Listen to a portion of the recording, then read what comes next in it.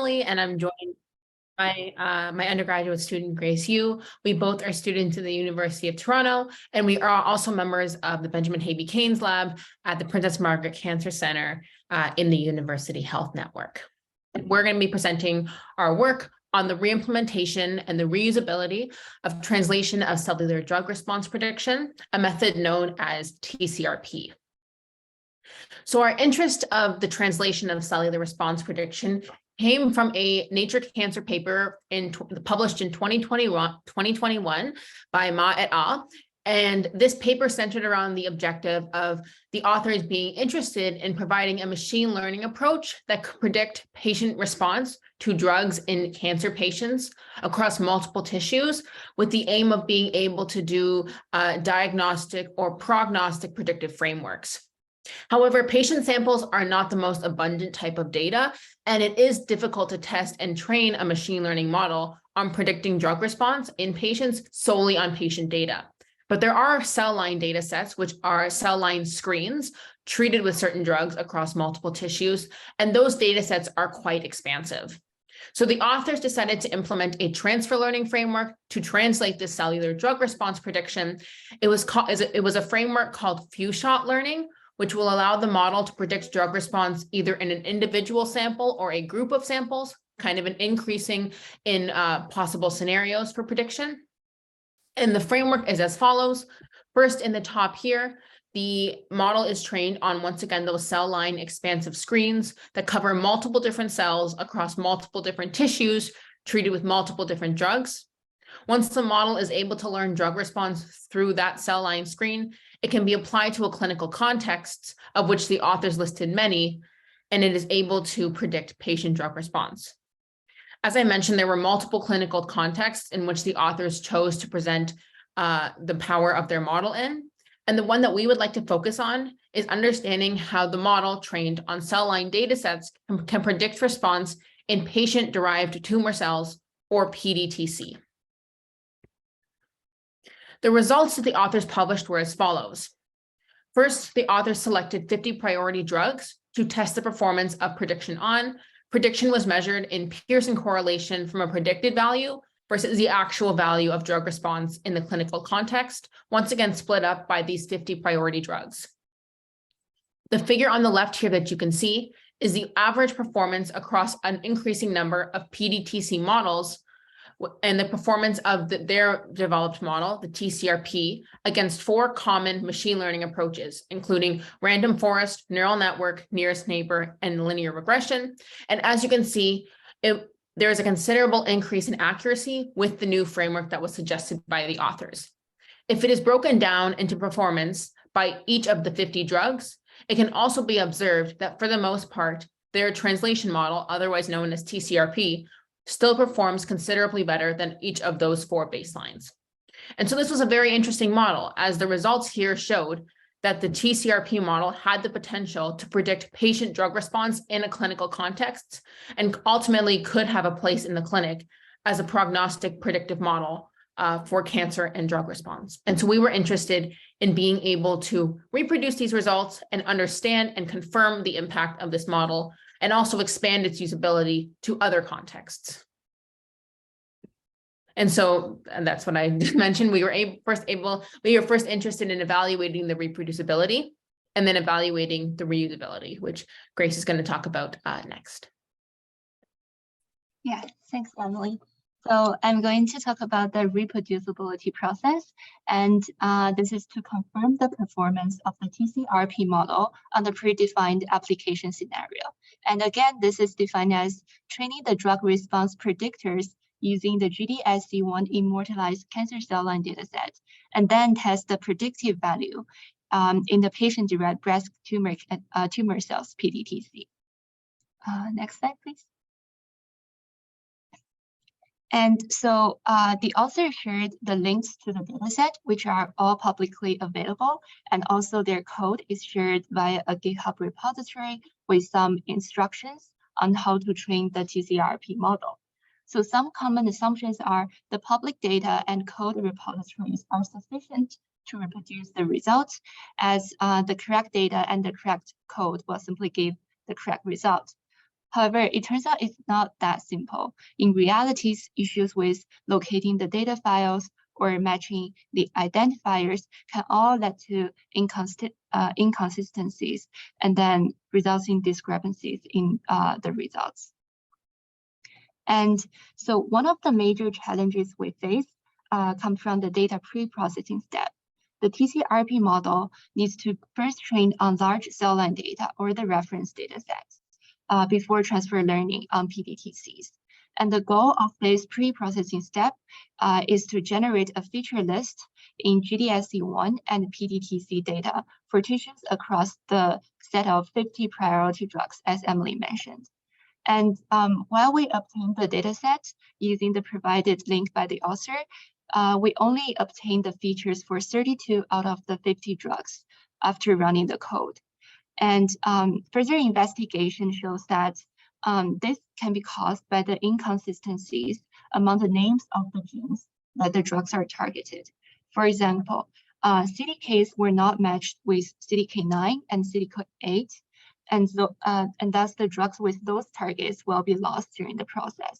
The author may reconcile the differences, but there's no clear indication on where and how they did that. So other inconsistencies also lie in the cell line and patient-derived xenografts or PDX mapping, and also molecular feature mapping. We then train the TCRP model and also the baseline models to predict the drug response in cell lines. And the left figure comes from the published results, and the authors showed that their TCRP model outperformed the traditional statistical and machine learning models on the set of 50 priority drugs on the PDTC dataset. And the right panel is our replication results. We're able to confirm the superiority of TCRP model on average. However, you can see that we did not achieve the same level of predictive value. In the original publication, the Pearson correlation between the predictions and the measured drug response has a peak over 0.3. But in our case, we only reached a weak peak at about 0.2.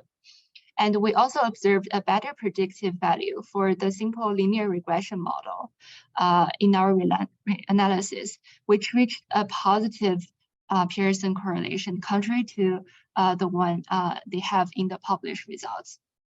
And we suspect the differences might come from the missing priority drugs and inconsistencies in feature extraction in the data pre-processing step. And also for one of the baseline model, the neural network, there is no code, but only a description of it as a simplified version of TCRP model. So we had to attempt to recreate that architecture, which may also lead to the discrepancy. And then we compare the individual performance for each drug. The left panel again shows the published results, and the right panel is from our re-implementation. And the major issue we encounter in this step is from the hyperparameter tuning. The hyperparameters for the fine-tuning process were not released from the original publication. And we thus need to conduct a brute force search to find the best performing set of parameters for each drug and tissue combination. You can see our results actually align pretty well with the published predictive values. There are consistent differences in our correlation in comparison to the original one. And we have obtained a lower correlation value, which are most likely due to the hyperparameter configuration that we did not explore in the cross-validation, and also the mapping issue that encountered in the data pre-processing step. So since we were able to explore and roughly reproduce the results that were seen by the original authors in the 2021 Nature paper, we were interested in further expanding and understanding if the few-shot learning translation model could be applied to new application scenarios and potentially new clinical contexts. So that included both substituting two endpoints of data sets from the TCRP model.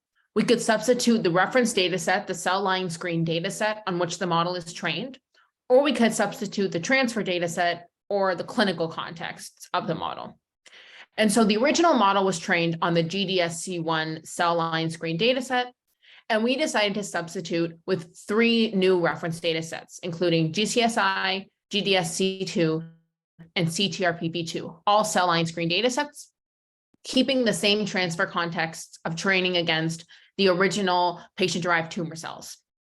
In addition, we decided to keep the original set of cell line screens of GDSC1 and do new transfer contexts, including datasets of a dataset of UHN breast, which is 56 breast cancer cell lines screened across the drug paclitaxel, PDX, which is patient-derived xenografts also screened against paclitaxel, PDTX, which was patient-derived tumor cells, again, treated with paclitaxel, and a breast cancer patient sample dataset from a clinical trial, also treated with paclitaxel. And so the results that we were plotting were similar to the ones that you had observed before, showing the average Pearson correlation across all possible drugs with an increasing number of PDTC models. These are the results that you can see training on 3 new reference data sets aside from the cell line screen already previously originally published.